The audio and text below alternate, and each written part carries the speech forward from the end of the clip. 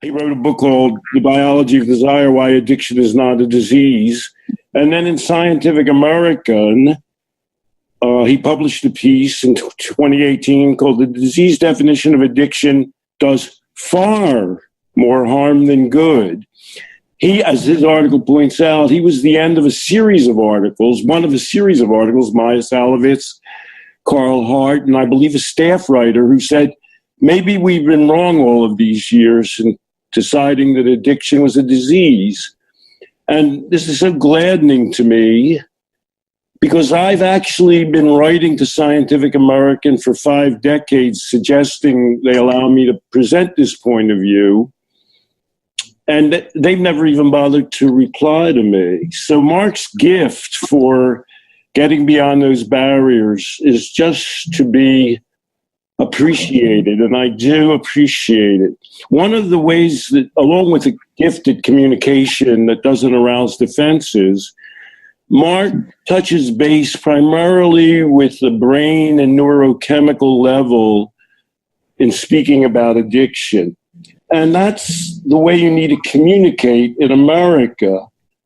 But I don't think that's going to get us where we need to go entirely. We have to rethink fundamentally how we view addiction in ways that possibly are going to be challenging even for this group in the UK. So you be prepared to ride some shock waves. I'm going to say that our way of thinking causes addiction and impedes recovery. When I say our way, I mean a way that is originated in the United States, but is spread throughout. I want to just mention, I'm so proud that Mark said this. Mark wrote a list of praise for my new book with Zach called Outgrowing Addiction, with common sense instead of disease therapy. This isn't that blurb. This is something he said to me. You were the pioneer. You put these ideas out long before anyone else was thinking this way. These ideas continue to reverberate in the addiction world and influence many people, many besides me. They are proliferating, surging rather than evaporating. And thank him so much for saying that. But I think in some ways, even the revisionist view of addiction that is now beginning to appear is inadequate and doesn't go where we need to go. So let me just review my idea portfolio. As Matthew said, I first wrote about addiction in 1975. Isn't that hard to believe? 1975, I wrote Love and Addiction, where I made the case that addiction is not limited to drugs. In 2013, the DSM-5, the Diagnostic and Statistical Manual of the American Psychiatric Association, decided that no drug deserved to be labeled addictive, but the word addiction does appear in DSM-5. It's applied to a single behavioral category. Do you know what it is? Let me ask the audience, do you know what single behavior DSM-5 vouchsafe with the idea that it's being addictive? In the substance use disorders and addictive behavior section? Anybody want to shout out what they think it is? What'd they say, Matthew? Sorry, you can't hear me. It's gambling. Oh, you already know the right answer. And ISD 11 has identified gaming and sex as being in that category. So that's about 40 years after I spoke about this. Harm reduction, I understand, I believe you've had Nick Heather speak with you. In the early 80s, the giant fiasco, the giant conflict was around the controlled drinking controversy, where people's careers were ruined because they maintained the idea that some people are able to moderate their drinking. And that's when I first met Nick. He wrote that masterpiece with Ian Robertson, Controlled Drinking. These two concepts that I was very heavily involved with in the mid-70s and in the early 80s have been largely resolved. Natural recovery is something that is only now coming to the forefront. The idea that most people will overcome addiction through their own natural resources. And perhaps you can tell from the title of my book with Zach, Outgrowing Addiction, that we're focusing on that as a way of highlighting the processes by which people in general overcome addiction. And I'll talk more about that. The next two things are going to be they're not as firmly established yet. Environmental factors in treatment. From the very start, I've talked about things like the community reinforcement approach, where the idea is how people are able to overcome addiction is a result directly of where they sit in their lives. And therefore, treatment has to address that very specifically. That's a revolution that's still occurring. And lastly, that we can't understand addiction and recovery without understanding the larger economic and community context that individuals reside in and that prevail in the world that we live in. I list all these things. I'm proud of having innovated in all these areas, but I list them all for another reason.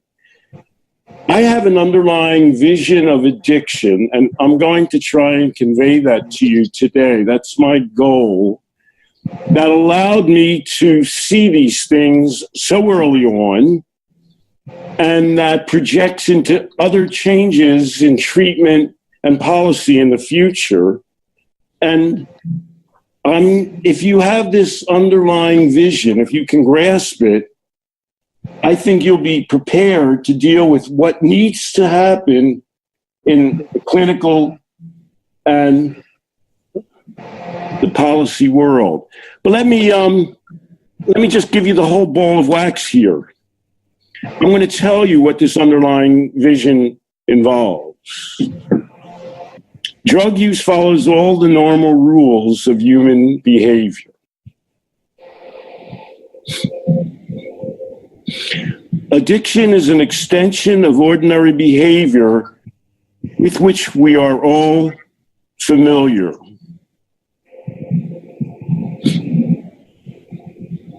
Addiction can't be solved without addressing the individual's life and society at large. So let me get into 8. That sounds perhaps non-controversial. In fact, it's fundamentally disorienting, certainly here in the United States, to how we approach addictive. So let me give you 8 myths I'm going to address.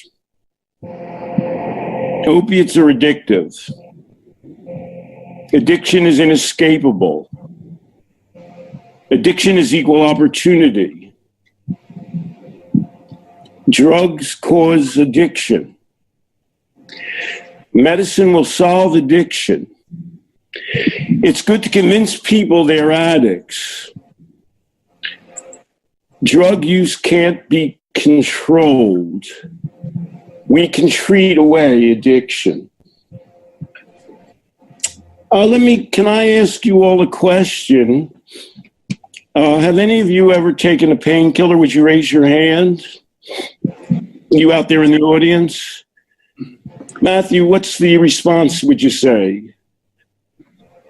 Everybody. Okay, can you switch off the video now, please? Is that possible without screwing up our entire operation, or turn the video away? Let me turn it away just in case. All right. How many of you, every one of you has taken a painkiller, how many of you became addicted to the painkiller that you took? Raise your hand. Matthew, we'll have to rely on you to tell us what they're saying. I think we can swing the video back now. The answer is nobody. My. Isn't that a stunning thing to know? Everybody's taken an opiate and nobody's become addicted to them. Can somebody tell me why they didn't become addicted to them?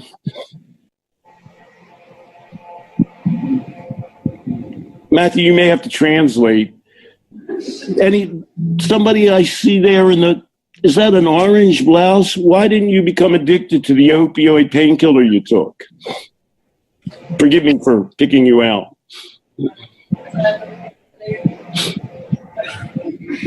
So in translation, she said that she had other things to do. Wow, what a good answer. I often have to float through answers which are true. I stopped taking a painkiller because I no longer had pain. But that's the essential answer. I stopped taking the painkiller because it interfered with other things that I had to do.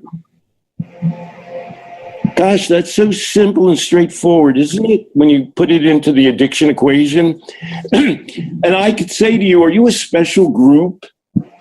But I'll just quickly review some of the vast data on painkiller use. In North Carolina, they have a registry of everybody who got a prescription. That's common throughout the United States. Of 2 million patients prescribed opiates, 1% is 1 in 100, 0.1 is 1 in 1,000. There were 2 out of 10,000 who died over the year.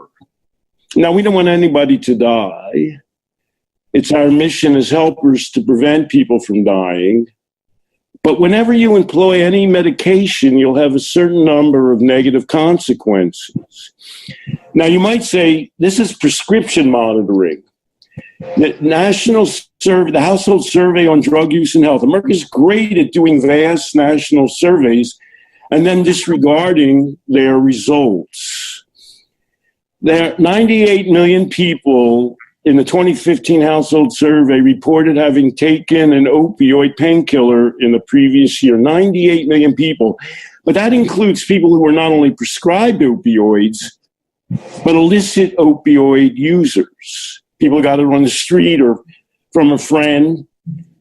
The total number of negative consequences of any kind, including a substance use disorder, a physical reaction, a medical physical reaction, or a minority of even those of dependents, was about 1.5%, counting illicit users.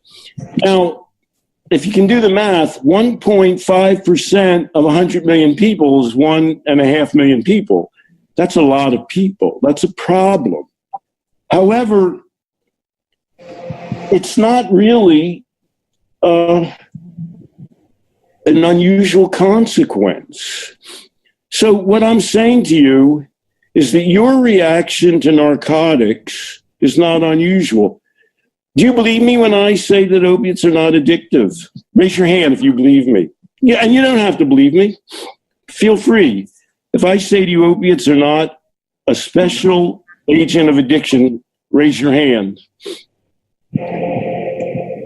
So nobody, virtually a couple of people, help me out, Matthew, if I missed the numbers. 100% of the people in here took an opioid, didn't become addicted, but a few people in the UK, for God's sake, agree with me when I say opiates are not a special agent of addiction. So we had a modest response to the last question, I would say. In the United States, we couldn't even get that response because there's constant marketing. But what does it say? You're saying the majority of people, maybe a solid majority of people in the UK in this room, I took an opioid, I didn't become addicted, but I believe opioids are especially addictive and they're agents of addiction, even though nobody in this room and perhaps nobody that I know became addicted to an opioid personally. And despite the fact that the data that I showed you describe a tiny minority of all opioid users become addicted. So how did that happen that you're going against your own experience? And I can tell you how it works in the United States. We have a constant bombardment about the addictiveness of opioids. Sam Quinones wrote a bestseller, Dreamland, that devotes a chapter to the enveloping molecule, the opioid molecule, how it grabs your brain cells. It's an advanced book in many ways, but that is a scientific sounding delusion based on a long-time American, what word can I use? Hysteria created around narcotics as a special agent of addiction. In the United States, we have a group called Opioids the Truth. They broadcast on Times Square showing people having overdoses. They have national television ads. And these television ads say, if you take opioids for 5 days, you become addicted. So any little thing that I say here has to fight this incredible, constant blanket marketing. Has anybody in this room ever been addicted to smoking? Please raise your hand. Not a large group there. What would you say, Matthew? How many would you say there said they were addicted to smoking? At least half, I would say, if not three. Yeah. How many of you are addicted to smoking now? Raise your hand. How many? Matthew? Two or three have responded in a very British way by just putting their finger up very, very quietly. So the large majority of people who have ever been addicted to smoking in this room are no longer addicted. Is that a fair statement, Matthew? Help me out with that. That's a fair statement. How many of you used a medical faculty to get over the addiction? How many of you would say, I was cured of my smoking addiction by, for example, nicotine replacement or some other agent, medical agent? Raise your hand. How many, Matthew? One person. A majority, half of the people in the room have been addicted to smoking. A couple, the large majority of them have quit smoking. And is it true to say nobody relied on a chemical agent to overcome that addiction? Do I have it right? One person. One person, beg your pardon. Thank you for being so honest. Wow. So the rest of you quit addiction. Well, can one person who quit addiction to smoking tell me why they quit? Just one of you wonderful people. Somebody who hasn't spoken before. Matthew, pick somebody out and translate what they say for us. Why they quit smoking. Okay. Come up. Thank you. Hello. Why did you quit smoking? Because it was expensive, it smelled bad, and my partner didn't like it. What a crazy set of reasons. Thank you for being here, but go back to your seat now because now I can't even barely see. Thank you. She quit smoking because it cost money, it was bad, smelled bad, and her partner didn't like it. I wonder if those are very unusual reasons. Of course, they're not unusual reasons. And smoking, we'll see, is the toughest drug addiction to quit. I'll present data about that. So right about now, somebody might be saying, I can't believe this. I've come to hear a scientific lecture about addiction.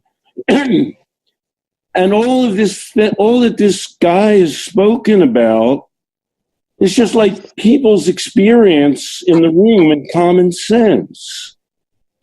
That most people don't become addicted because they have other things that are important to them.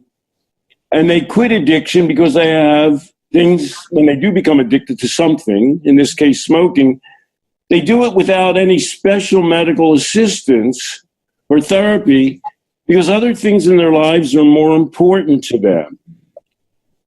Can I get my money back? All he's saying is just what my grandmother would say.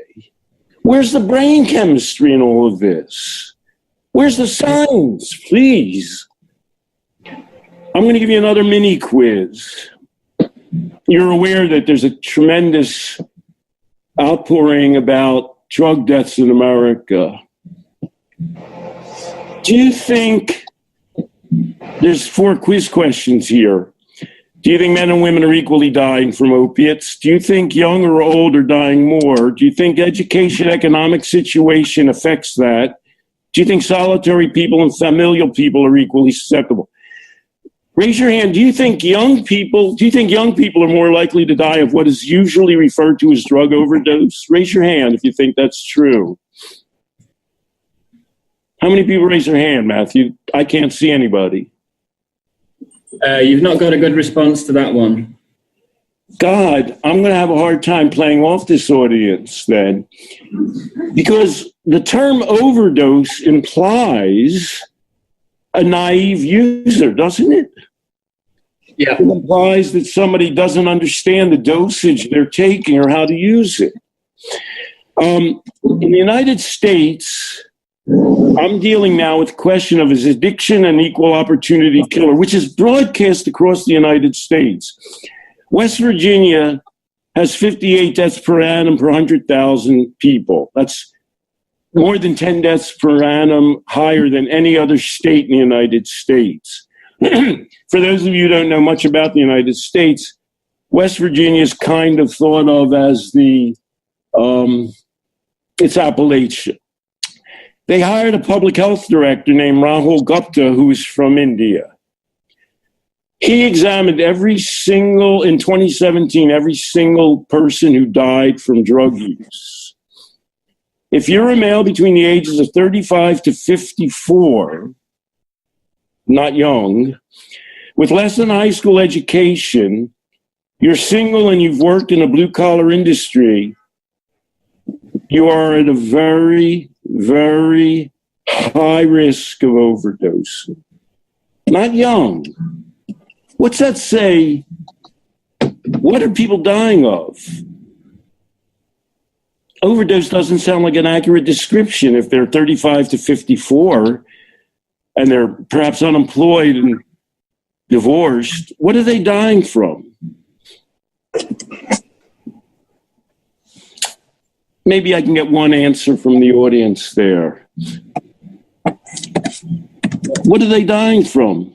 Somebody I haven't heard from. What does that suggest, this outline? Poor physical health. Poor physical health. They're having an accumulative negative life effect of physical and other health. We're talking about a life problem. Let's turn, Appalachia is kind of an opioid thing. Who's that in the middle of my screen? Is that you, Matthew? Get the hell out. Come on, buddy. Baltimore is a county. It's a city and a county. Their death rate is over 70 per 100,000. The Office of the Medical Examiner in neighboring Washington said overall opioid overdose deaths among Black men between the ages of 40 and 69 increased 245% from 2014 to 2017. Why do we sell equal opportunity in the United States? Why do we make this constant statement, drug deaths and drug addiction are equal opportunity disorders? Why do we say that? The states with the highest rates of deaths are West Virginia, Ohio, and Pennsylvania. That's the gap that runs up a middle of America of rural Appalachian people. And the fact that they and people in inner city Baltimore are dying, that's a shorthand for social groups. Telling everybody that addiction is an equal opportunity destroyer is a way of saying what I've started, what some of you believed and some of you didn't believe. It's saying opioids cause people to become addicted and die. There's a popular film in America called Beautiful Boy. It was a book written by David Schiff about his son, Nick Schiff, who became addicted. Do you know what Nick Schiff was addicted to, by the way? What drug? It wasn't opioids, it was meth. But Nick Schiff didn't die. Do you know what Nick Schiff does for a living now? Can you guess what you do in America when you come from a well-off family and your father writes a bestseller about you? You start writing books about addiction and giving lectures. He's still a young man. So he didn't die. He overcame addiction. But he's a success story. And people like him are unlikely to become addicted in the first place, and they're highly likely to recover. And people in Appalachia and inner city Baltimore aren't. And I'm going to say something horrible and radical now. I hope you'll forgive me. We don't care about those people. They don't have fathers who write books. They're not the sons of famous people like Peter Lawford's son, Bill Moyer's son, who become addicted, recover, and then become spokesmen, generally for the 12 steps. And we see these, they're not going to make a movie about somebody from Baltimore or Appalachia. That's not going to happen. And really, the people who go to movies don't care about those people. Is addiction a drug problem? There's something about the narcotics are especially appealing in regards to addiction, because I'll describe why. Then we have the person, and then we have the situation, which are critical components to the addiction. And I'll quickly go through, I wrote about Vietnam and love and addiction. The overwhelming majority of soldiers addicted in Vietnam, when they returned to the United States, ceased to be addicted. Even those who continued to use a narcotic or tried it. Rat Park, everybody knows, my good friend Bruce Alexander took rodents out of a small cage and put them in a large cage with other rats and places to run and hide and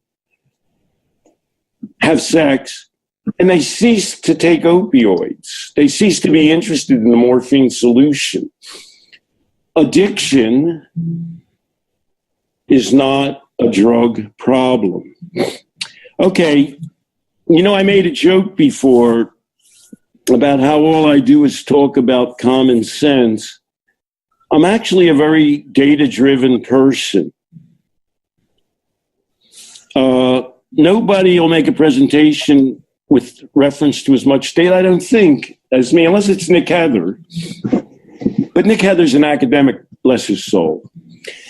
This is a graph of drug deaths. They call it overdose deaths. They also call them drug poisoning. If you can read in the right side,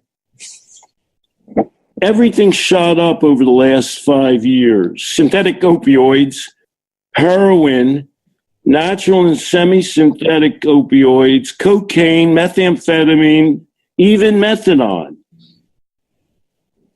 But there's one thing that I didn't put on this list. What other drug have drug deaths increased rapidly with lately? Do you know? It's a medication. I didn't have, well, the CDC made this chart. Do you know what that drug is? One that many people, I'm not going to ask if anybody used it. Benzodiazepines. Now, if I had a pointer, I could point to, take a look at the year 2003. What happened in the year 2003? Nora Volkow became head of the National Institute on Drug Abuse. Nora Volkow didn't invent the chronic brain disease model of addiction, but she is its most vociferous proponent. She is still in office. We've had Democrats, we've had Republicans. She'll never be replaced until she decides to leave. In a sense, she's more powerful than the President of the United States. Presidents come and go and they lose and gain popularity. But Nora Volkow's here to stay. And not only that, but earlier in this decade, Nature, the primary science magazine in the world, out of the UK, held Nora Volkow up as the model, the beacon for how we should approach addiction. But take a look at this chart. Every type of every type of drug death has increased during her regime. In any other realm of existence, economy, foreign policy, football, if you had a record like this, you would be out on the street, but not with addiction. Rapidly increasing deaths by addiction, they're taken as a sign of redoubling our efforts into the medical approach to the disease model. Now take a look between 2013 and 2017. You see the giant jump? Look at the jump. Heroin, natural and synthetic opioids. Why have drug deaths jumped in the last 5 years in America? Why have they jumped in the last 5 years? Any thoughts? Somebody give me an answer. Come talk to me. Or tell Matthew, what's the answer? Why have drug deaths jumped in the last 5 years in America? First, maybe more awareness of the cases that come to light. Second is more consumption, access. So access, consumption, what was the first one? What's the answer, Matthew? Awareness. More awareness of cases are coming to light more than before. So maybe because of the social media and everything, where people are more aware that and if something happens, so people know quicker than before. Okay, so to try and translate that, I think it's something to do with it becoming people becoming more aware of the problem, and that makes the problem bigger. Well, that's a pretty complex statement. Normally, you think when we discovered the germ theory of tuberculosis went down. What does it mean to say, I believe your answer is right, but how does that translate? Before we go on, everybody in the United States gives the same answer to this question. Their answer is because drug companies have been pushing painkillers. That's the answer. Between 2013 and 2017, when we've seen the most rapid rise in not only synthetic and opiate and painkiller deaths, but also heroin deaths, as well as cocaine, meth, and benzodiazepine, there's been almost a 25% decrease in opioid prescriptions. Explain that to me. Prescriptions have been going down, and opioid painkiller deaths and illicit drug deaths have been going up. How does that work? What's the answer? Why, if I were to put my hands like this, drug use has been going down and deaths have been increasing? How's that possible?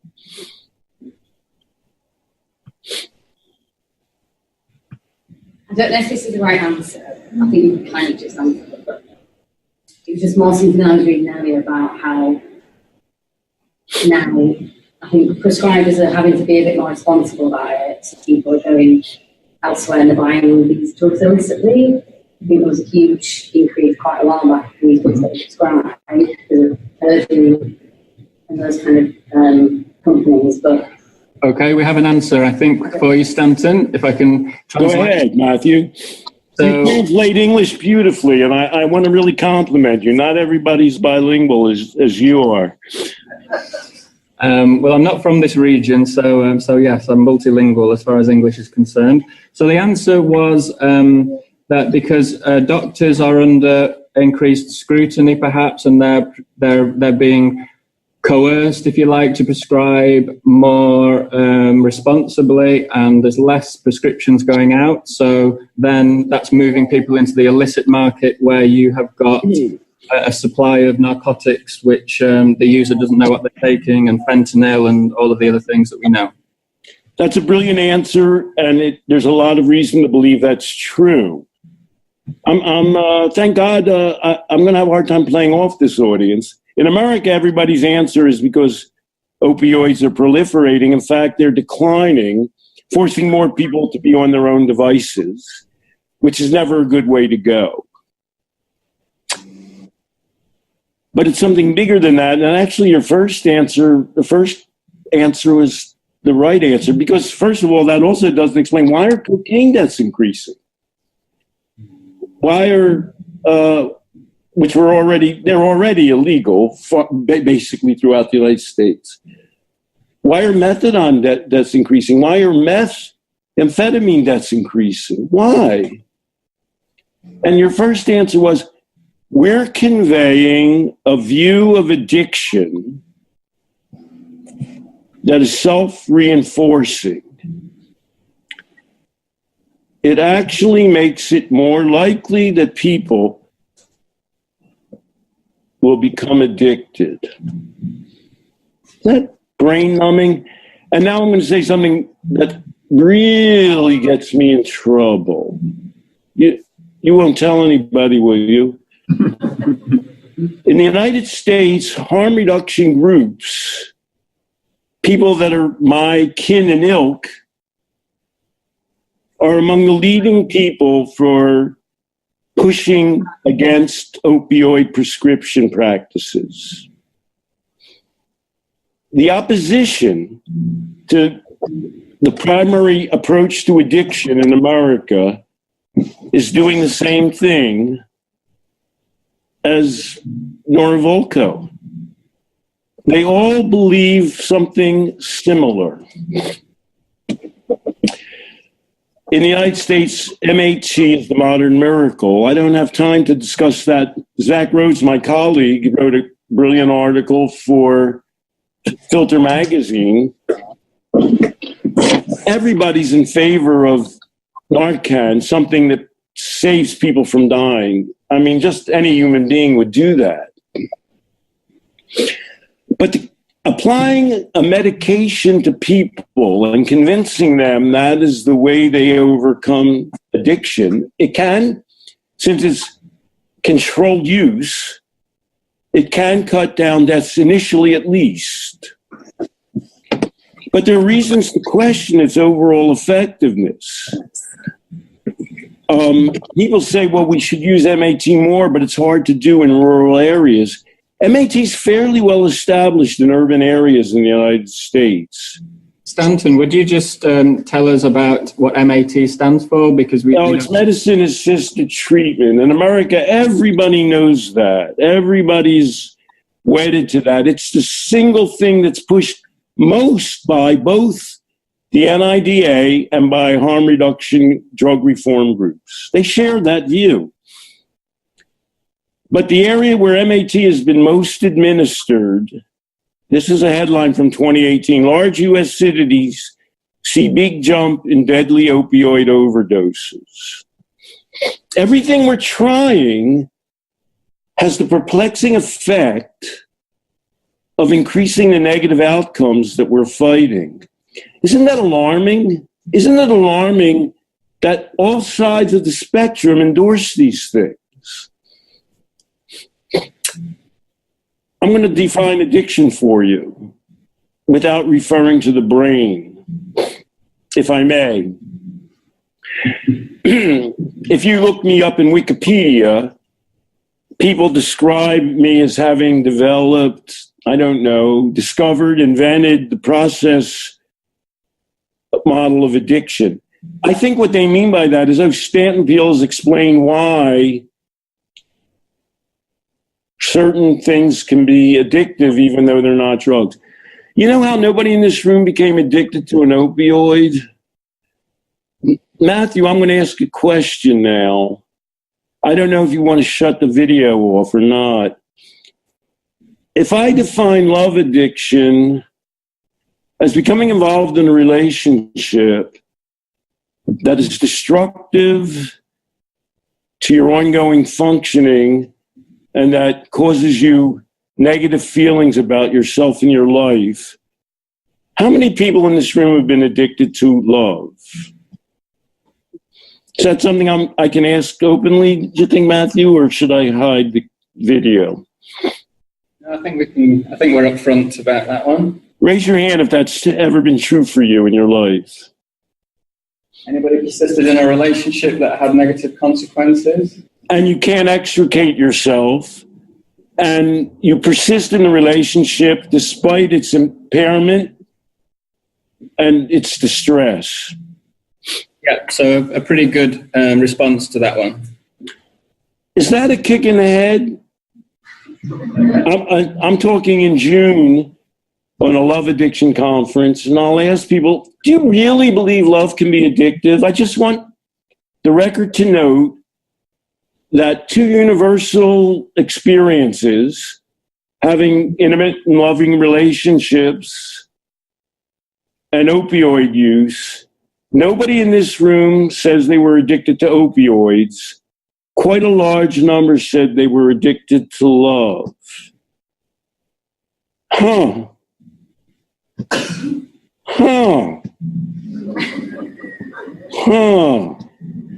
What a revelation. Let me go into defining addiction then. Addiction is an experience or an involvement that diminishes your awareness of your surroundings and your feelings. It offers a protective barrier.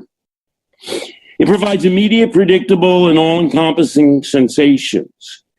Injecting heroin and snorting cocaine are good ways to be addicted. Smoking cigarettes, because they provide an instant, predictable masking of your feelings in the chemical experience. But it's not the drug that does that in itself. It's the mode of injection or ingestion.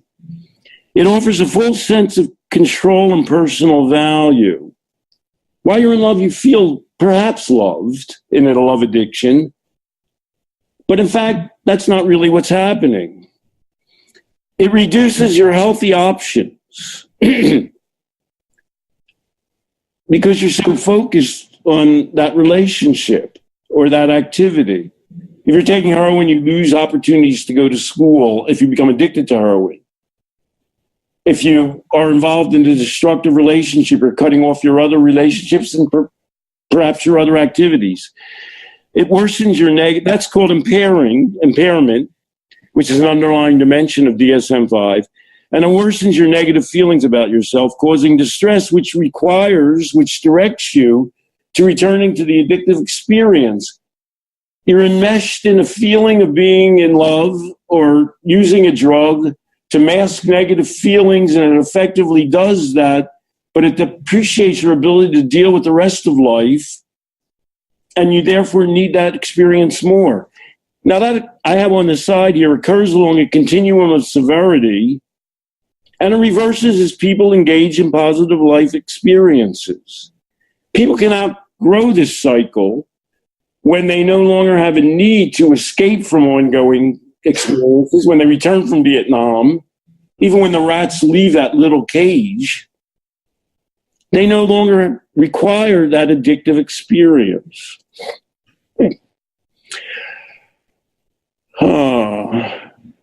And why in America we have something in a recovery group, your job is you stand up and say, I'm addicted. You have to do that. Now, I have a parenthesis here, trauma victims. Nothing in the United States gets me more in trouble than talking about the trauma version of addiction. It's replaced the disease model as my biggest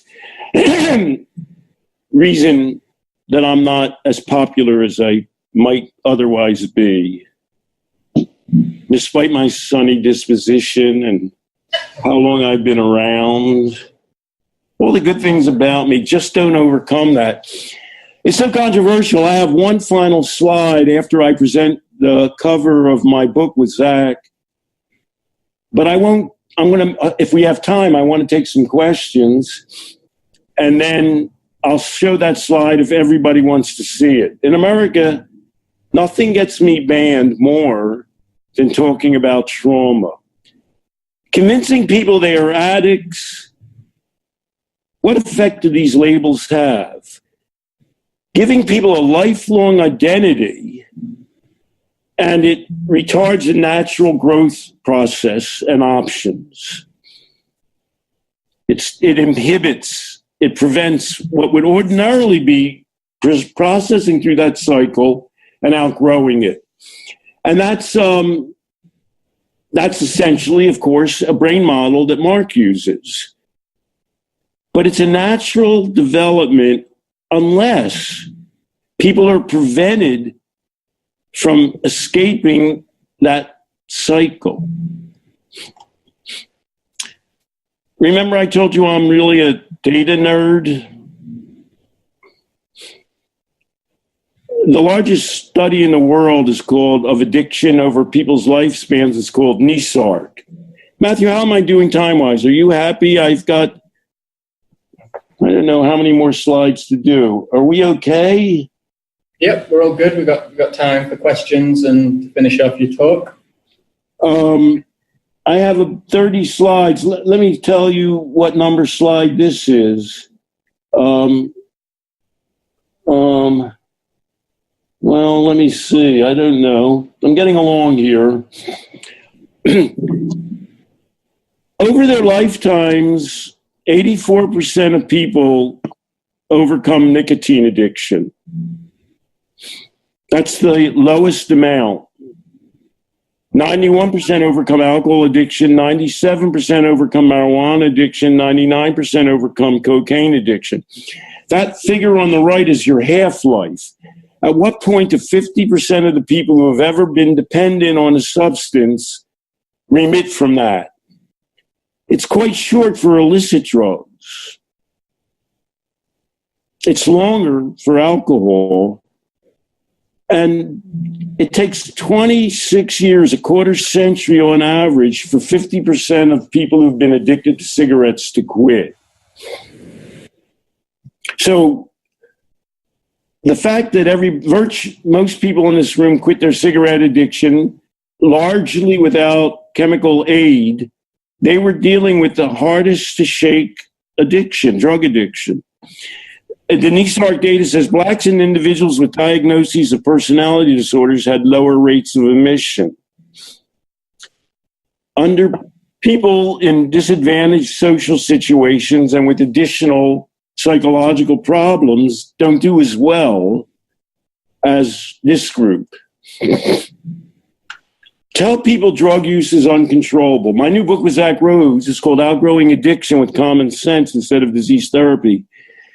Children with the most self-mastery, experience of personal initiative, engagement and purpose are least likely to become addicted. The cure for addiction is feelings of self-mastery, self-efficacy, and empowerment. So let's go back to what we're telling people in the United States.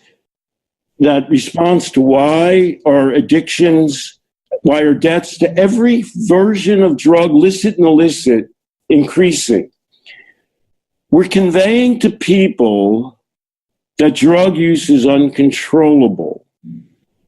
We're telling them it's an experience beyond any they've ever had, beyond love. And when you think about it, no parent would really tell a person, you know, if you become involved in a destructive relationship with somebody, that's your lifetime identity. No parent would ever think of doing that. But parents all the time tell children, well, if you become involved with drugs, you'll never be able to escape that experience. And then, I mean, even in the United States, which is a highly temperance-oriented country, 90% of people will drink alcohol. What are you setting them up for? This is my last myth. We'll treat problems away. The United States has had a spate. I don't mean that as a play on words. Kate Spade died by killing herself. Anthony Bourdain killed himself. There's an epidemic of suicide in America. There's a 25% increase in suicide since 1999. Over that time period, the number of people on long-time antidepressant therapy tripled. Thomas Insel is the National Institute of Mental Health version. He's just retired from that job. Unlike Nora Volkow, he doesn't go on forever. He was interviewed by a man named Ben Carey in the New York Times. He feels that we need to expand our treatment more. The reason that suicides are increasing along with depression is because we're not treating enough people, despite the fact that antidepressant treatment is multiplying, engulfing the United States. And I just want to refer to our friend and colleague Johan Hari's book, Lost Connections, which just presents a different way of thinking about that. We are more depressed, Johan argues, because we have less of a feeling of connection to other human beings. And how does a medical approach to addiction impact that? Okay, let me turn to positive things. Maybe I'll have to whip through these quickly. SAMHSA means Substance Abuse and Mental Health Services Administration. Earlier in this decade, they convened a group, a national panel of addiction and mental health experts, and asked them to define recovery. Recovery is a process of change whereby individuals work to improve their own health and wellness and to live a meaningful life in a community of their choice while striving to achieve their full potential. God, that sounds like some self-potential movement thing from the 60s. I know nobody in the room here remembers the 60s. I'm just daydreaming a little. Recovery is a process of change whereby individuals work to improve their own health and wellness and to live a meaningful life in a community of their choice while striving to achieve their full potential. They have 4 pillars of recovery: health, overcoming or managing one's disease as well as living in a physically and emotionally healthy way; home, a stable and safe place to live that supports recovery; purpose, meaningful daily activities, jobs, school, volunteerism, family caretaking, or creative endeavors; community, relationships and social networks that provide support, friendship, love, and hope. Well, if you go back to what I said originally, this is so commonsensical. Your grandmother could have come up with these things. How are we encouraging these things in the United States or the UK or around the world? All right, let me begin to summarize now. I told you that we need a whole different way of thinking about addiction. And even you all were edgy when I said, well, drugs aren't addictive, narcotics aren't special agents of addiction. Drugs aren't special. If you're focused on the latest drug, Well, here's a new drug, fentanyl. That's the real drug that causes people to die. If you're focused on drugs exclusively rather than on individuals' lives,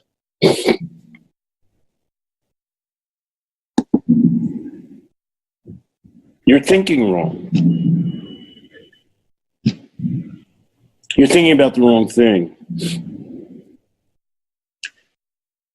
Drug use is normal behavior. My colleague Carl Hart is working on a book that talks about drugs as being a normal part of everybody's life. There's nobody in this room who has it. Well, everybody in this room's taken an opioid painkiller.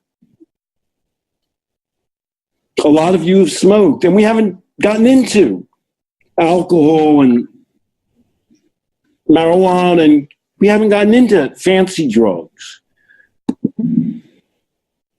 People use drugs for purposes. Solutions to drug use must deal with people, society, and cultural thinking and attitudes. The goal is to create healthy, self-sustaining people in a balanced society who have a realistic view of drugs. I mentioned, didn't I? If you're following my career closely, well, I guess nobody's doing that. You'll notice that I speak in the UK much more than the United States. I was in Galway last fall. I'm speaking in Belfast in a week or two with Mark Lewis. I'm speaking to you. In June, I'm speaking in London at Regency College about love addiction, love and alcohol addiction. It's a combination conference. I have a life process program. Several of my coaches are online here. You met them. And believe it or not, it's administered out of the UK. We have our technical person, Mark McCracken. He's from Northern Ireland. That's where the life process program is. It's a non-12-step, non-disease approach. We talk to people. We don't tell them, obviously, they have a disease. We ask them why they use whatever it is they're addicted to, and that can be a drug or a substance or not. Could be a relationship. And then we work on enhancing their lives this way. We look for purpose and meaning in their lives. What's important to them?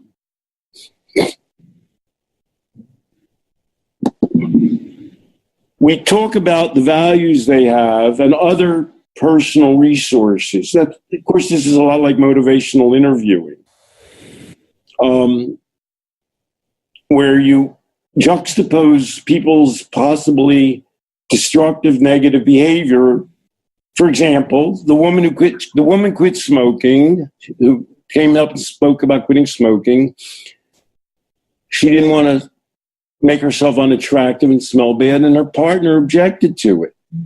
What else do you have in your life to balance against the addiction? And you need to develop possibly skills and attitudes, other personal resources that you don't yet possess,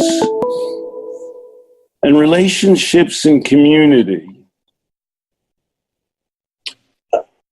This is a common sense model of addiction.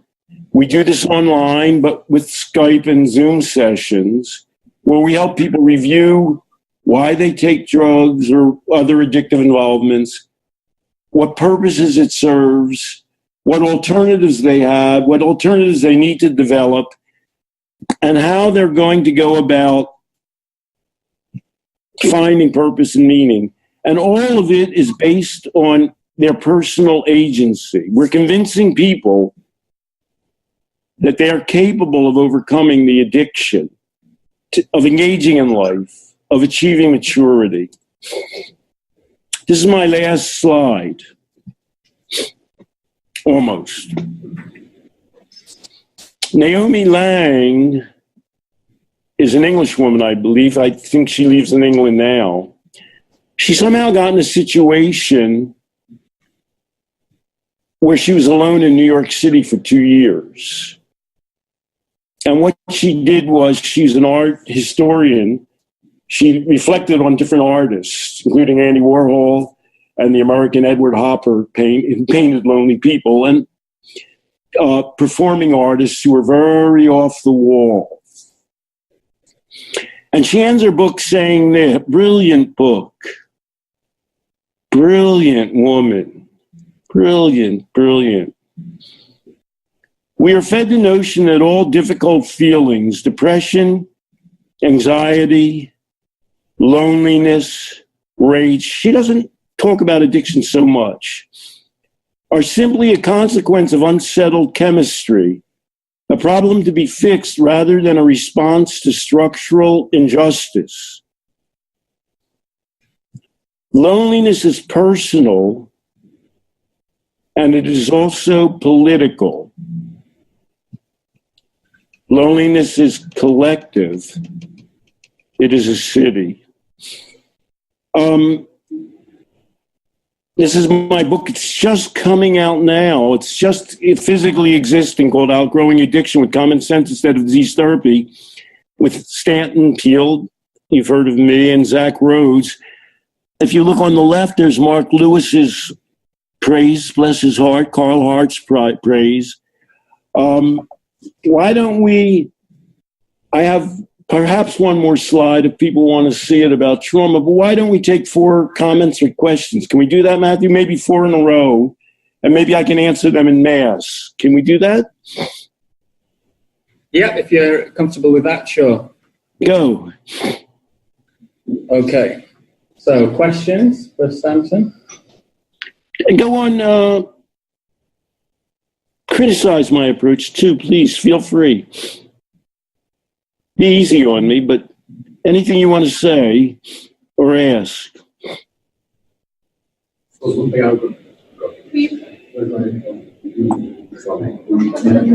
Nicola, go on and you'll go down. Do you want to come on?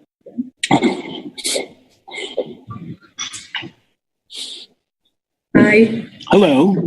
Is it possible for me to think that opiates and cocaine are addictive in a way that, say, salbutamol or paracetamol or other medicines aren't addictive, but also agree that addiction is much more than about the drug and about, you know, a society problem and all the other things that you said? But Matthew, thank you. Can you help me with that? Can you translate that into American for me? I have a hard time. I'm 73. I'm just hard time picking up on the English accent. So the comment was, can you, whilst acknowledging that there is a context to addiction, there's environmental factors, there's the developmental stage of the person's life, can you accept that the drugs of addiction have addictive potential and they are different to drugs such as aspirin or paracetamol or such like, which are not addictive? That was the comment. Well, let's go to that radical publication, DSM-5. DSM-5 lists no drug as being addictive. None. It has a series of negative sequelae from use of any of 13 classes of drugs. It's gone away. I'm reinventing the word addiction. And I'm saying what you cannot, this is a fundamental, you cannot make a list of things that are addictive or drugs that are addictive and things that are addictive and things that are non-addictive. Would love be, given what your response was, if we put a list of addictive things up, would we put love in that list? Isn't that the epitome of the question? Everybody in this room has used a painkiller. Some people require use of painkillers for their whole lives. Do you know that? And some people say, well, that can't be. We can't let them use painkillers forever. They have to be addicted. And the answer is, I gave a definition of addiction because of the way people turn to it and the consequences it has for their lives. that list of criteria for addiction applies to any powerful involvement. And obviously, if you inject heroin, you'll get a more seizing kind of an experience. But is it really more seizing than the experience of being in love? Can we make that statement? DSM-5 is actually an advanced document in that it makes a list of negative consequences from an involvement. And their problem is that they list 13 drug classes that do that. Then they have a behavioral category into which one thing fits gambling. ICD adds gaming and sex. But we don't define compulsive activities, OCD, in terms of what people, whether they turn doorknobs or wash their hands. We define it in terms of consequences. And that's what we have to do with addiction. Making a list of things that are addictive and not addictive is misleading, it's wrong on the data, and it's detrimental to individuals and dealing with addiction as a whole. Next question. Thank you for asking. Dan, do you want me to translate for you? So, I was just going back to the drug-related deaths you talked about the aging population. So we didn't mention that really, that maybe the drug-using population's getting older, and that we know the longer people use substances, they may overdose, or be more likely to overdose. So I think that might be a reason why the spike in overdoses. Well, I don't think that makes sense. People don't overdose. It's not accurate to call overdose long-term use, is it? People said it's a consequence of the negative consequences of the use of the drug add up, and physical loss of health and this demoralization. Overdose implies that you took a larger dose at one moment than you anticipated, and that killed you. That doesn't explain the data showing that people in the worst circumstances die in their fourth, fifth, and sixth decades. It's not a useful explanation. A useful explanation is trying to help and resolve these people's lives. Having said that, I say something that almost sounds like a joke, and I don't mean it to be a joke.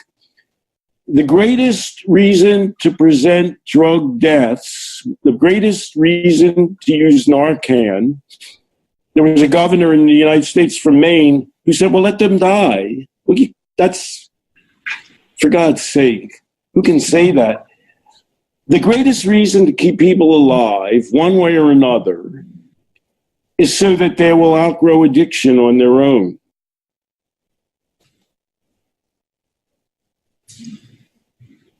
Next.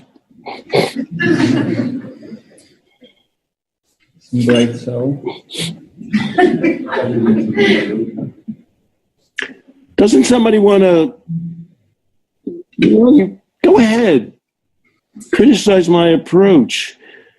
You can't all be buying that love addiction is really serious. I don't believe, well, I know Maya Salovitz talks about that. I don't believe any of the other leading figures in reforming addiction thinking would make a statement like that. Could I ask a question, Stanton? Go, and please do, and I'll understand every darn word of it. Something about you, Matthew. How would you design a treatment centre for addiction like ours in Leeds? What would you say should be some of the essential ingredients in our approach and the way we work with the people we serve in our community? I suspect that you might use some of these things as well already. By the way,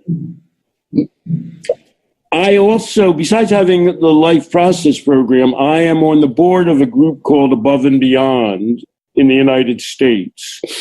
It's an inner city Chicago program.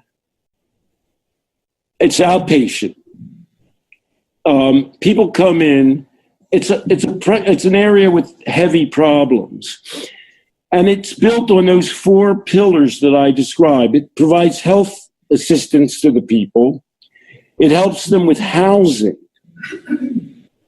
A lot of them are homeless. It helps them with purpose, meaning education, work.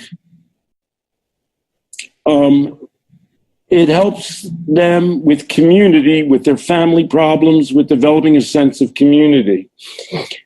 I'm relying on SAMHSA because these are fundamentals. You help a person, you can have them reflect on their addiction like we do in the Life Process program, but you need to help them develop their connections to the world. Housing, health, purpose, job, education, family, community. And those things add up into a larger sum of giving people purpose and meaning. When you talk to people, you ask them what's most important to them, and family is very quickly arises. And then you have to convey to them a feeling of confidence that they can influence and improve their own lives. That they're the master of their own lives. That they can control things. Would you say those are tenets of how you think about dealing with people with addiction and other related problems? Matthew, is that ring a bell with what you do in Leeds? And yes, I'd like to think so. Obviously, it's a challenge, but our whole approach is around connectivity, empowerment, self-efficacy, building connections between the individual and their community, voluntary work, paid employment, stable housing, connecting with other people, and creating meaningful alternative, meaningful activities to their life, and gaining a new identity in that process. Golly, Matthew, you could do me. You know what I mean? That kind of summarizes my talk, doesn't it? And people would maybe even understand your English better than mine. Well, here's the one warning I have. We don't think that way in the United States. We're looking for vaccines for addiction. We're looking to cut off the supply of narcotics.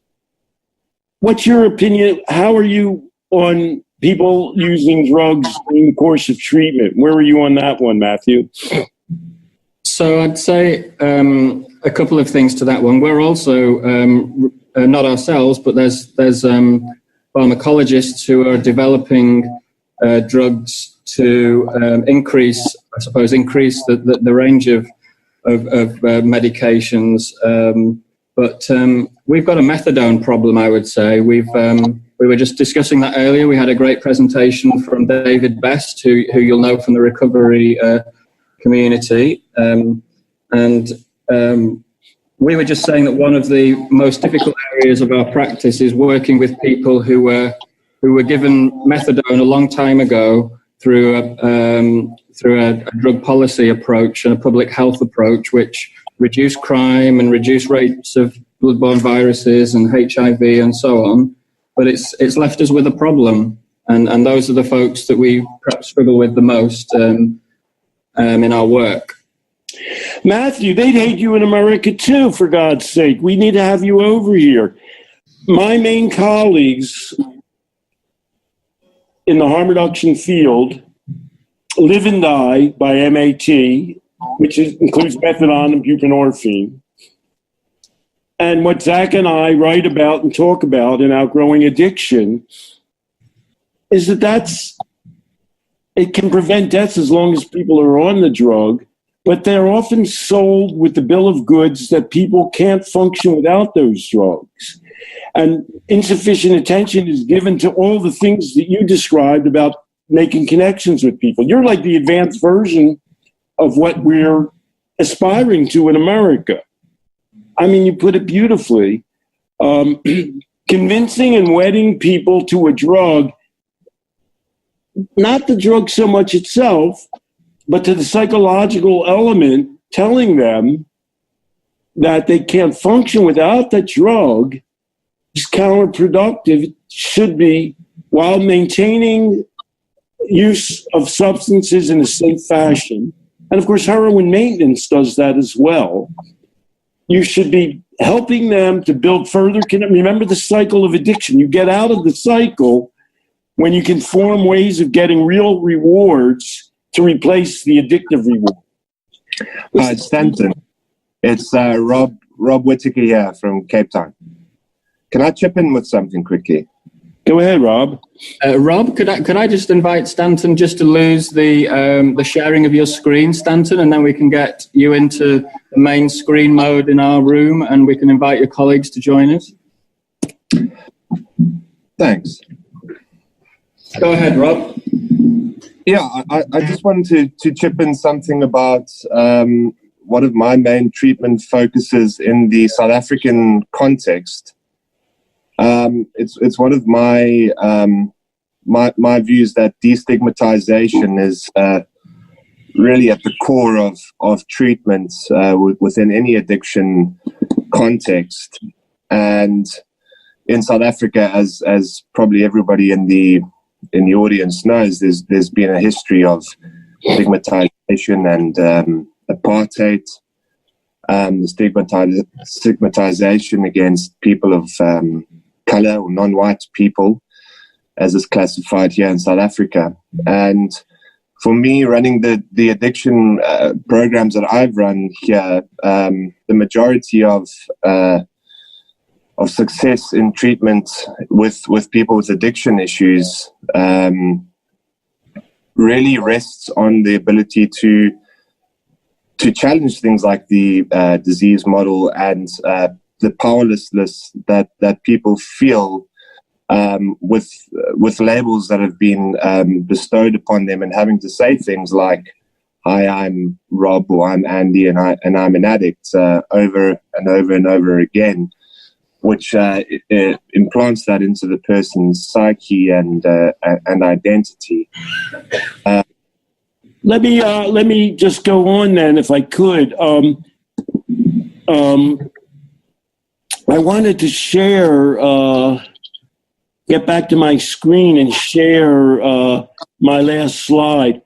In the United States, are you seeing me, Matthew? Yes. In the United States, our main goal, I agree with Rob so much. We have people who are stigmatized already by their position in society. The people I work with in Above and Beyond in the inner city, the people that Gupta described, they're already laboring under a sense of themselves as deficient. They're already carrying a burden. And the primary therapies in America, starting with the 12 steps, to cause you to declare yourself as being addicted. In the Life Process program and in Above and Beyond, we never do that. We deal, and I believe you must be similar, Matthew. We deal with the direct issues that they're concerned about in their lives. And to a large degree, they're doing the same thing with the modern approaches of addiction. They're convincing people that they are born with a medical disability that they can never overcome. It's a form, and this is one where the drug reform movement, once they try to get away from it, and yet they're often re-emphasizing it.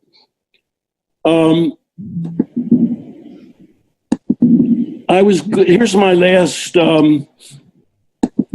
May I go on to one last thing, Stanton? Sorry, just I always feel like it's the biggest blessing when somebody comes through my door and they haven't been to a 12-step approach. For me, then the treatment is relatively easy, because I don't have to be undoing years and years of, I suppose, brainwashing, and you can get somebody in and really start a compassionate, empowering program, and only have to deal with really the societal stigma, which is huge and massive, but not the ingraining of prejudice on top of that on oneself. Well, thank you for that. I mean, there's nothing that I oppose more, that the life process approach is more than giving yourself an identity of being an addict. And let me reiterate, that was a problem often with methadone, where people are sold on the idea that they have a fundamental metabolic deficiency that means that they're always to be addicted. And so let me just close. Am I good to close now, Matthew, with one last set of ideas? Are we good or to go? We're good to go. Yeah, go ahead. I've been saying something that in the United States is quite radical, although you said something quite similar, Matthew, that your earlier presentation was about how methadone has come down on itself and has become, to some degree, self-defeating. In North America, the biggest approach now is trauma-based approaches to addiction. Nothing gets me in more trouble than my questioning that approach. And so this slide, are you able to see this slide now? Yes. It's a reductive approach. It says that people have had a trauma that permanently alters their brain, which among other things ignores poverty, family, society, and ongoing abusive settings, rather than an event or a relationship in the past. It's predetermined. It tells people that you can't change. It tells them that they have a permanent disability, a permanent alteration in who they are. You never escape being traumatized. It's pessimistic. All outcomes are negative. It defines your identity. And worst of all, what we learn in cognitive behavior therapy is that people need to be able to summon their resources and to plan going forward, to be able to marshal what it is they have and what they can gain with an optimism and a hopefulness that they can proceed more constructively in life. And there's nothing about trauma therapy that does that. It's a backward reflecting negative orientation to what's happened to you in the past that, if anything, disallows you from doing that. So let me, we've gone quite a long time, haven't we? Shall we re-invite your colleagues, Stanton, if they can open their videos and say hello, if they're still with us? Okay. I have to open my video. I don't know how to do it. I'm just looking at my your video. Rob talked himself, yes. Could you find the bits to stop sharing your screen, Stanton? How do I do that? Dee, can you help him there? Oh, you're already good, Stan. Let's go down to that button. Yeah, we have it. Hello, all. So now I see everybody. We're back. So welcome back.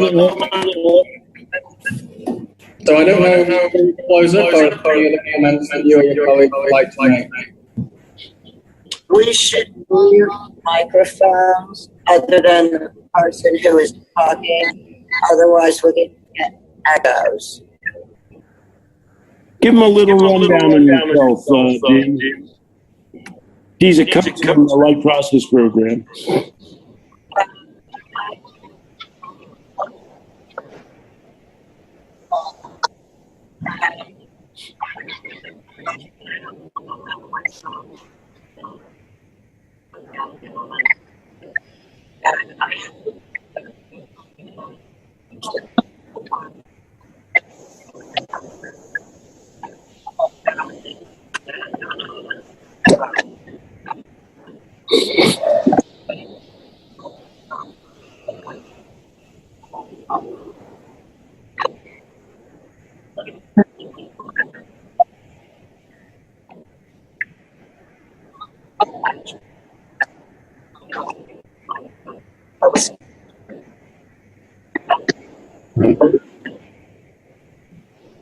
And Dee helped me do the PowerPoint presentation. She's just a helpful human being that people always relate to. She accepts everybody. She knows that people have had all sorts of problems. She doesn't get discouraged. Remember, she was the one that got us to get the sound on at the beginning of this. She just was demonstrating her general resourcefulness. Well done. Helpful to all. And Zach, can you say a word or two? Because I'm doing a lot of work with Zach, including Outgrowing Addiction. Yeah, I don't know what more I can add. You did the book justice, but I co-authored the book Outgrowing Addiction with Stanton. I'm also a coach at the Life Process program. I work here in high school. That's why you see me moving around. I'm coming from office to office because mine is occupied right now, and I might need to do it again right in the middle of me talking to you. I work with kids as a developmental specialist, so therein lays the basis for our book. I work with kids in development, kids who have challenging behaviors, and we see a parallel between the kind of process that kids go through when they develop into and out of behaviors that are challenging and addiction, the process of forming or leaving an addiction behind. Zach has given me a whole new key into life and work, and he's seeing a reaction where he lives. At one point, the entire emphasis was on trauma-informed help for kids, looking for all the bad things that have happened to them. Now there's been a shift towards resilience training. I don't know enough to say what's happened that made that go. But let me just close by saying, well, you should invite Gabor Mate to come and speak to you and explore all the options. But I just need to say to you what I say to people in the United States. Please retain your critical questioning intelligence. Don't be intimidated. Make use of what you know to be true in your own life. Because we need some kind of a backstop to where we're all headed in the United States and possibly worldwide, where we've lost the sensible, good sense that we were born with and what we know to be positive therapy, and with results that in the United States seem to be clearly disastrous. And so I'm going to end here by saying, I wanted to give you a whole new outlook on how to think about addiction. I would say, Matthew, that you're quite a bit there with your group and with your work, but that whole reformulation of thinking is a leap that's very hard for people to make, and they express that kind of resistance sometimes through their questions. But just remember all of those, I'm going to go back to the first screen. I'm just going to tell you what you need to know, and then that'll be the end of it, I think. You need to rethink fundamentally. Drug use follows all the normal rules of human behavior. Addiction is an extension of ordinary behavior with which we are all familiar. There aren't addicts and us. And addiction can't be solved without addressing individual lives and society. And thank you so much for having me. I really enjoyed being here, and your simultaneous translation, Matthew. Thank you. Stanton, a big round of applause.